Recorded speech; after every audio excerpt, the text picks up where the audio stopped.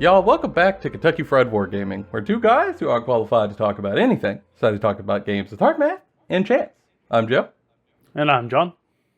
And this week, we're getting ahead of the curve a little bit. We know now that Conquest, the Last Argument of Kings, is going to be having a happy hour here in just a couple of weeks, on October 10th, I believe, and that they're going to be dropping a huge chunk of rules updates just a few days after that, I believe the 15th. And with that happening, we thought it would be a good time for us to baselessly speculate about what we think might be coming in that update, or what we would like to be in that update. And then we can sort of circle back afterwards and see how right, wrong, or happy or sad we are following it. But the only thing well, there are a couple of things we know vaguely, but the thing we know for certain is that it's going to be over 20 pages of rules rewrites, so it's going to be a lot of stuff in there. Question is just, what will it be? And that's where things get a little tough. I think for us, we should start with the category of what we know for sure is going to be there. Because, it's a safe step. Yeah. We got to start safe before we get spicy. These are things they have talked about in previous happy hours or stuff that has been talked about on Discord. Just general stuff that we know that they have referenced. There might be more than what we're going to say here, but this is just the stuff that we knew for sure that we could hey, this is a thing that's coming. And that, less likely that they'll change or back from. Because that's something we will say that Parabellum does sometimes, is that they will say, hey, this thing is happening, or this rule's going to come out. And then they go, actually, we tested it more, and it's not going to work out. We need to change that, which is great. I love that. That is not a criticism. That's wonderful. That's a feature, not a glitch. We see that transparency is great, because it tells us that they're always willing to try new things, but more importantly, they're willing to say something doesn't work. Much harder to do. In this case, though, it does mean that the stuff that they have said before is coming might not come, or it might not be in the form we thought, but that's okay. So, first and foremost, a new keyword system that will be implemented into the game. To be able to take units and put them into more granular groupings, so that you can apply buffs or debuffs or rules or whatever you want to do in a more fine sort of precision way. For example, like Jotnars could be a keyword, or war machines could be a keyword, or infantry could be a keyword. Or heavy infantry, to be very specific. Like, if they have a specific buff, they want a specific character to give out to specifically heavy infantry. And maybe that buff is more powerful, but they don't want, say, men-at-arms to have access to it, but they do want Steel Legion to have access to it. Yes. Like, maybe they don't want that rule to be spammed on militia, but they want that to be accessible to heavily armored dudes. It's just a way that they can better sort of leverage or have pulleys to pull different rules to allow more design space, which I think is awesome. I think it's a great opportunity, to be honest. I'm surprised it hasn't happened earlier, but I'm glad it's here. It gives more switches to make sure some buff or ability doesn't get off the rails in ways no one intended. And I think that's a good development for the game. It's probably not exciting to hear as a viewer, but it is coming, and I do think it's actually going to be quite helpful for us. It might take a little while to see the cool that comes from it later, but worth waiting on. Now, what it is cool? That's what I was going to say. It is cool. They basically, for what it sounds like, completely refreshing Wadroon's rules. They're still going to have a chant system. It's just not going to be the same chant system. It's going to be different. And they're writing everything differently. A lot of the units are probably going to do similar roles, but the whole rules are functionally changing for Wadroon. They're also getting a bunch of new units. They're getting Chosen of Death, the Coddle. They're getting Mounted Predator, and there's another thing too. I got nothing. It's escaped me. It's lost. It's lost into the ether. It's gone forever. Womp womp. But it's Dinosaurs, 8-foot-tall orc mommies. Huge fan. It's gonna be great. Can't wait to see what the new rules are. This is my main faction, so I'm going to test everything out against Sorcerer Kings for Seth, and Nords and Dwegum by Joe, to the point where Joe will hate dinosaurs when I'm done. Really hard to do. Smithsonian Museum of Natural History is really cool, so I just love dinosaurs forever, even if your army sucks. Although, maybe some changes later in this chat might change how much it sucks. But my guess is largely that Wadroon is going to get streamlined in terms of wording for the chants, because I think the chants are dope. They're really cool. They're a great flavor. I don't think they're going away from the chants hardly at all. I think they're probably just going to try to word the chants to not be so cumbersome. Because one of the things I think is very true for Wadroon currently is that once you understand the chants in play, they're not super complicated. They're pretty easy for a Wadroon player to get their head around and figure out how to stack their stuff. Very straightforward once you understand the baseline. Or if you read the plain English Laymans Rules explanation that Parabellum put out, also makes it easier. But when you open the app and you see the rule, holy good God, it looks overwhelmingly difficult. And it would be a nightmare to explain to an opponent who didn't also play Wadroon. Of, here's how this works, here's when it procs, here's how it all flows together, here's all the exceptions to when it doesn't work that way, and here are all of the levels of all of the chants I could possibly do. And also, here's how Fnatic works. You're going to need to know that as well. And I'm betting they're going to do a little cleanup there. Yeah, and I think one of the other things with the Wadroon currently is that they are very much built live or die off of that mechanic. You are built to need to leverage that mechanic in the most effective way possible for the situation in order for your army to be doing what you want it to do. That is not how a lot of other armies in the game seem to be designed. A lot of our other armies in the game seem to be designed in the opposite, where you have an army that can do all of these different things or has these different playstyles, and then you can leverage your army rules to do certain things in the game better or worse. And I think that a slight change in how that works would probably do better to bring them more in line with everyone else, so that it's less punishing when you're bad at chance, and also maybe being extremely good at chance shouldn't just allow you to take stuff and crank it up to 1 billion. There's a huge middle ground there we can hit, and I do think we will hit it. Also, I really hope they change the sub-faction rule for Wadroon we didn't even know existed, despite playing over 30 games of Wadroon. Oh, the dueling one. Yeah. We should make that more impactful or get rid of it. That would be really cool. The next thing is certain feels bads abilities are getting adjusted. And by feels bads, I mean the abilities themselves aren't going away. They're just becoming something that is probably a little bit easier to swallow, probably something a little bit easier to just sort of interact with. And that is Aura of Death is now not going to be tied to stands anymore. It's going to be a flat number, apparently, or something akin to that. Essentially, it will not be tied to stands. They haven't definitively said what that looks like, but it will not be tied to stands anymore, which is a good change, because I think everyone can agree Aura of Death 20 Bone Golems is kind of disgusting. Whew, a little rough. It's not the most broken thing in the game. It's not like completely demolishing tournaments, but it's definitely something that when you have it happen to you for the first time, you're like, what? What? Why? Is there any way I can turn it off? No? Oh. Okay. Okay. And then the second thing is trample will no longer cause morale, which I think is good. And it shows like a continuation of them wanting to shift morale into being a very specific thing. And that you take morale from Clash, you take morale from Impacts, and you take morale from Magic. Seems like that's where they really want the morale to matter. And they don't want it to be on these one-off rules. And I also, because I think it takes some of these one-off rules and makes them better than they probably should be. Trample does become far more impactful when you're able to then make leadership hammer on top of it. Well, it creates another instance where a negative spike can happen. Every time you can make your opponent have to roll something for morale is another chance for them to absolutely roll terrible because of probability.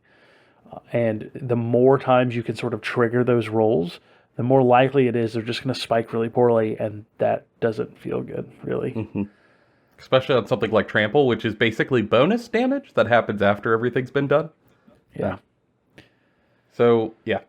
That's I think got to be a given, and I also think it's really healthy. And lastly, they're going to be doing at least last for the stuff that we know. So they're going to be doing some rules text cleanup. I suspect one that is likely to get changed, and I really hope gets a little love, is combat reform. Yeah. Whew, it is not always the case, but there are times where we have had at the shop like a couple of games happening, and on one of the tables, one of the combat reforms will be such a weird setup that genuinely we aren't sure how to resolve it. And it'll end up with like 4 or 5 of us around the table, including our vanguard, trying to talk through step by step how this should break down at all the decision points. And there's been, I believe, 2 occasions in which we weren't sure, even despite all of our discussion. And we had to just take our best guess. And like, there's been more than once where I've just been like, I could combat reform, and I think I might get like a little bit more out of it, but like, I'm on a clock, and I don't wanna. Truly, I'm choosing not to do the rule that could be better for convenience. Yeah. I'll just be down a couple of attacks. I got 2.5 hours to finish this game. I'm just gonna, I'm just gonna chant Conquest and not. Yeah, just gonna keep it moving. But maybe if they touch up some of the rules, I'd use it more. So that would be quite cool. There's also been some talk in the community about pivot, or wheeling. Pivot? No, wheeling. Wheeling is the thing. Like West Virginia? Yes. Yeah. Definitely. Cool. I'm glad they're finally adding that to the game. We all know West Virginia needs to be here. I don't know. They seem to be doing all right. Well, I mean, the herd game is a little rough. I digress. But apparently, wheeling has had some issues. I haven't run into that, but hey, if it's a thing people are experiencing, sure, let's clean it up. And I think it's just something that's going to happen as the game grows and more people get into it and more issues are found where we just go through, clean up wording on the back end. I think it's totally worth doing for the sake of ease of play. And also, generally, if you're going to go through and reword core rules stuff, you get a lot of return on your effort there. Because those are the rules that you're going to look at and use all the time as your bread and butters. Also, we should just welcome this sort of behavior. Like, we should, like, as a community, right? Like, we should welcome when a games company in general decides to go, hey, this rule's a little confusing, or hey, this isn't, like, being perceived the way that we're intending for it to be.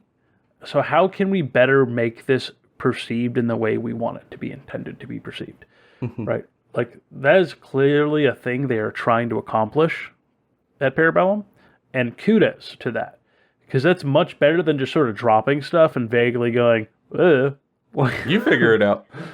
Yeah, this is far better. And hopefully we could just fix some of the issues and no longer have to talk about these things. That'd be great. Now, we pivot not to the spicy section. We pivot to just the stuff we hope for, but that we don't think is totally unreasonable. Stuff that's sort of in that middle ground category. And for me, the big one here is I hope in October we get the Nords rules refresh, right? Yep. This is something we know is coming. We just don't know when we're gonna get it. And it's hard to say. It is possible that we get all of it in October, or it's possible that they split it up and we get some stuff like the big giant that's coming out early, and then the Nords refresh comes out later on in December or something. My big hope is that it all just drops at once in October, so we don't have to learn Nords, new Nord stuff multiple times. You know, just all at once, drop it all, relearn. Also, because then we can just get a 12-pack of beer and spend a weekend fist fighting dinosaurs versus Vikings and, like, having a great time. That sounds wonderful, especially if I can play it more fighty. And that is my prediction, that a lot of the Nord stuff is going to get changed to not be quite so tricky and board pressury. Well, actually, I take that back. I will rephrase. I think that will stay as an option, but I think they are going to write in another playstyle, or maybe 2, in which you don't have to play that sort of tricky, purely objective-based, attrition, lose fist fight playstyle. I suspect they will add another style of play for all of the monster-y stuff, where you could try to play a more fighty, stompy version of Nords. So I do think that in general, these rules refreshes they're doing, which are sort of taking some of the older factions and bringing them, like giving them updated rules or sort of rehashing some of the rules. I think the trajectory of these is going to be more along the lines of not necessarily increasing their just straight power, but giving them more options, like more like play patterns that can kind of cycle around. So when you pick a faction to play, you can then branch out in multiple directions and multiple ways to kind of grow your force over time. Instead of just going, I play 100 Kingdoms, I play this one list forever.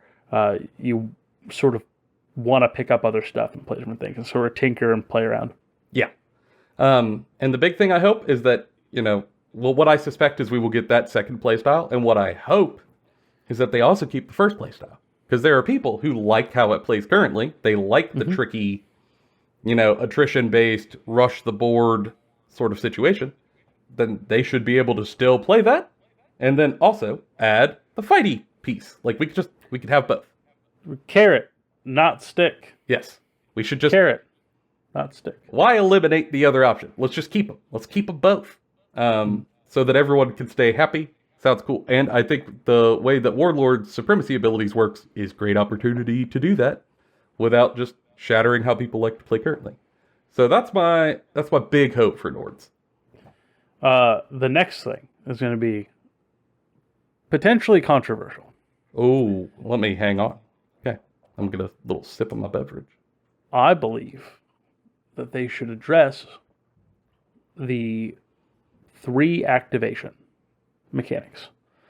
Now let me clarify, right? In that what I'm counting as triple activating interactions are not things like the Ice Jotnar. The Ice Jotnar moves, he like does one action and then does another action, and then his third action is always casting a spell. Right? Always casting a spell. It doesn't mean that like he gets to go clash, clash, clash, or move, charge, clash, right? Or move, move, move. It's move, charge, spell. Or charge, clash, spell. I think where the game gets really wonky is when you have some units or some mechanics for entire armies that allow you to make 3 wild card activations. Sometimes you get more activations within those wild cards themselves. Like with slingers, currently. There's a thing you can do with slingers that can give you more than 3 activations. If you stagger it correctly. I don't know if having 3 wildcard actions, or activations in general, is really good. I think it warps the game in lots of ways. It's definitely good. Nope, that's very good. It's very good, but it does warp the game in ways that is sort of unpredictable, even like a higher level, in my opinion. And even if they just made it a little bit more clearly defined, we're like, hey, you're going to get this third activation because you did these other things, would make it a lot more stomachable and a lot more easier to like play around and like account for when playing. That's not to say that like it is oppressive right now. It's not quite to that degree. But it's definitely something that I can see. It sort of skews things whenever I'm playing games, particularly when I'm playing it with newer folks. When I'm playing with people who've been playing the game for a while, we sort of all know how they work, so we can kind of plan around them, and it's okay. But like, the first time I triple activate something as a newer player, they were just like, oh, I guess I can just like die. Like, yeah, unfortunately, that's what's going to happen. Oops. Yeah. You left this big opening, and I shot the gap. And that sort of swing isn't that great. And like my other issue with it is that it does weird stuff to the design space of some factions. Sorcerer Kings is a good example. Currently with Conflagrates and sort of the way that it works with rituals, you care about 2 things the most in Sorcerer Kings: getting more rituals and having enough elementals to leverage those activations. Like, you want to triple activate as much as possible in Sorcerer Kings on your elementals. So now if a thing is not an elemental unit, you have to heavily question if you even want it. It has to justify itself even more in the list. And then if it doesn't create more rituals like counter, you definitely have to try to justify that thing. And it shuts down a lot of options just very, very quickly by nature of its existence as an option somewhere. And not to mention, it will take away from what individual units are capable of doing, because you have to balance everything around the idea that has the elemental keyword that it could get that triple. Yeah. I mean, we can't make Fire Dancing Jinn too good, because what if they get the triple? And now they're bonkers. Yeah. Which, like, that's a fair balance question to make, right? It's hard, but it's tough. Mm-hmm. And it's an interesting mechanic, because I really like rituals. I really like that sort of thing for Sorcerer Kings. But when one of them is just, hey, you get triple activations, it's hard to see anything else being as good. I am glad, though, like, you qualified that you weren't trying to take my Jotnar's free spell, because, like, a come and take it bumper sticker jumped into my Amazon cart against my will. Like, I don't know what happened. I was ready to fight, John. Or like another instance is like, there's plenty of units out there like Vanguard or the triple move. Yeah. Can never remember the name of that specific ability. But that ability is very good. Don't get me wrong. It's very good. Very useful. Good. But it's never like oppressive. It's never a thing that you go, oh wow, that's like, it can win you a game, but it wins you in a game in a way that is unique and interesting. It isn't like, oh wow, like just, I'm going to leverage my list to take advantage of that forever. Like, or like Isonar is a good example of, like, it gets its normal 2 activations, and it does get a third at a very particular action. One particular action. I can't swap it out for anything. It keeps it within line. Or Slingers, right, from Woodrude. Currently, very good that if you don't take Mantle of Devoted, you have a Predator in there where they can move, shoot, and then move again. That's very cool. Those are very good. Pretty interesting. Does some unique stuff. The second you introduce Mantle of the Devoted, they now get 3 actions. And so if your shoot is your second action, you get a free move too. So you can go aim, shoot, move, charge.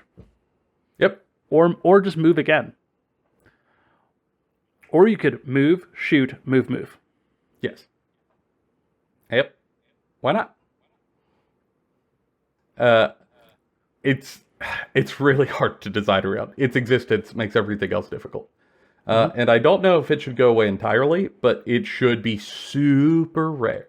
It would be my thing. And I also think you don't have to necessarily throw the baby out with the bathwater on it. You could introduce more instances of units getting a very particular third action. Maybe a big model is a colossal ass kicker who's out there to, like, stomp across the board and punch people in the face. Cool. It can have a third activation. It can only be a clash action. That's it. You can't choose anything else for its third action. No march. Sure, why not? We can play with that. Maybe it's a cool spell thing. Cool, it can get its 2 actions and then a spell cast. Sure, why not? Or maybe its third thing is that, fluid reform kind of idea. It can get a reform or something like that. Sure. But that can help sell the flavor of the unit, still give you a third action, if not a third wildcard activation. And also let you keep it kind of constrained so it doesn't get out of hand very quickly. And another way you could do it is also our next point, which is we would like to see more interactive characters for every faction instead of just specific actions. And a way you could do this is take some of those actions that exist in other things and start adding it to these characters. If all of a sudden a character inside of a unit can now choose to make one of the stands fight on his turn instead of just dueling, that's interesting. That's neat. You could take the design space and kind of lean with it. Because currently, it feels like there are a lot of factions in which characters are extremely impactful because they are wizards, or they're totally not wizards in the case of spires. And they're doing things on the turn that they are drawn, right? Dweghom Sorcerers and Steel Shapers, the entire Sorcerer's King's army list, spires. Then you have other factions where it doesn't feel like they do nearly anything when you draw most of their characters. Woodred, they get to chant, so that's kind of a thing. Not a whole lot. 100 Kingdoms, Nords. Like, when you draw their card, they don't really do anything. And it there is a benefit to having a card that you draw as like a buffer to make your opponent go, as like a ploy. But it has a disconnect when playing what is a well-designed game, which is a game that is very sort of punchy back and forth. It feels weird that for the first couple turns of the game, we're sort of spending the beginning seeing how many of my characters did I put at the top of my command stack. Yeah, we always joke that like I draw my blooded, I shout at the sky. And it is now a running joke in our group that for most of turn 2, it is both of us back and forth. I shout at the sky. John draws. He shouts at the sky. I draw again. I shout at the sky again. John draws. He shouts at the sky again. Like, it's funny once when we are doing it consistently. Why? I do think we're missing out on cool opportunities to not only add more options to armies on heroes that need it, but also to just make the heroes more flavorful with unique actions or abilities that are bespoke to those really cool characters. Yeah, and one of the things about Conquest I think that makes it more unique than almost every other game is its action economy system and its command stack drawing. And I think if you combined those two with some interesting character like abilities or character concepts into what you want them to be as like toolkit pieces you're picking up, that takes what is already a very unique thing for this game and cranks it up even higher. It makes it even more sort of immersive and fun to play of back and forth. Because now my leader guy's doing a thing. And that might not win me the game, but it'll win me this small battle over here. And then look at that, it's leveraging into the war. And sometimes that can be things that are just separate, right? Like another good example from another game is the NCU board from Song of Ice and Fire. It's very, very fun and unique because it is a representation of a thing you don't get to see in war games a lot. I think that Parabellum has the ability to do that with characters here in unique ways. And I would like to see them try. For example, this is one we have said before. Let's say we were looking at Nords, one of my characters who only ever shouts at the sky, the Kuningir. He's the big, bad king. He's been there. He's seen it. He's done that. He has been on infinite raids. He is the most seasoned warrior on the field. What if he had an ability called Veteran of 10,000 Raids? Where when he was drawn, he could have a unique action where he could duel an enemy objective if he's in contact with it. That is unique to him, because he has been on enough raids that he knows where everyone holds their stuff, he knows where everyone hides their goodies, and he's just going to kick his way through here, grab the loot, and let's keep going. It's niche, but it's something. It's flavorful. Yeah. It tells you a lot about the character, and it is fun to do when it pops up. Yeah, it could allow you to take an objective in a turn, right? Which as Nords, that feels very on brand. Yep. We're here to play the objectives? Great. That's a cool objective move on a cool character that I had to do some setup for. It's very niche, it's very constrained, but it's helpful. And I think it feels like raiding. Yep. And you could do that for each of these heroes who are casters. And I think it would help immensely. But that's what we mean by just giving character options other than shouting at the sky. Beyond our hopes and our dreams, we have what we are calling our spicy choices. These are not things that there is any there's a little bit of inclination that we think these could happen, but we don't necessarily think they're going to happen. But we also sometimes like to kick the hornet's nest, and maybe this would be this is a nice point of topic. And these are ones you'll probably have thoughts about. Feel free to talk about it below. Yell at us, tell us how we're wrong. It's perfectly fine. I'm going to start with one. That is the removal of officers from the game. You know, John, I want to call it spicy and insane, but I just think this is going to happen. I don't know if it's going to happen here, but I do think this is going to happen. So what do I mean when I say removal of officers? Do I mean remove all officer like buffs or like choices, like character like customization choices? No. I think officers and what they provide to units is interesting, right? Being able to take a unit and give it certain abilities or not other abilities. My issue in it is that officers are a monetary tax on certain armies and certain lists. Hundred Kingdoms, Spires, both of them have a lot of Old Dominion. I was going to say Old Dominion gets them for like free. Has a bunch of officers. And much like when retinues were a thing and it cost people a bunch of money and became a barrier of entry for people to play this game in like a official setting at a Parabellum event, you need to kit bash or bring your own officers or buy the officers that are like $25 pop if they have a unit for it. And on top of that, from a logistical standpoint, that's a lot of SKUs to have that could be new kits. Yeah. Those could just be new characters, new kits. I do think their treatment of retinues is really the thing that is sort of telegraphing that this is going to happen eventually. They looked at retinues and said, this is too expensive for not enough value for the players. We don't want to sell these. Y'all probably don't want to buy these. Like, spend the money on better plastic. And I do think the officers have a point in First Blood. And I do think the officers that have already been released, you could find a way to utilize them in Last Argument of Kings. I mean, I do use mine. I've been, until the new Steel Shaper model came out, I was using the Herald of Stone as my Stone Sorcerer for quite a while, because it just looks right. And it's a stand-in. It's a good stand-in. I mean, they already released that special artisan shark proxy, right? That you can have proxy as any non-monster warlord. Okay, why can't we do that for officers too? Like, we just could. There's no reason why we couldn't.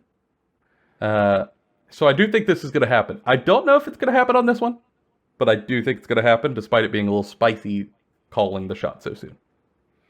Yeah, I think the biggest problem with this is pulling that band-aid off and looking at all the people who've been playing the game for years and going, all those officers you bought are no longer do the thing that they originally did. And people are going to be like, shit. And I get it, but maybe for the health of the game, that is worth dealing with. Especially if it's doing it in a consumer-friendly way, that is, especially to new consumers or to get like people who are in it and maybe this is a barrier for them. That feels a lot better than we're going to remove these models because of SKU bloat and because we want you to buy new models. There's a difference there between the two. Agree. I just do.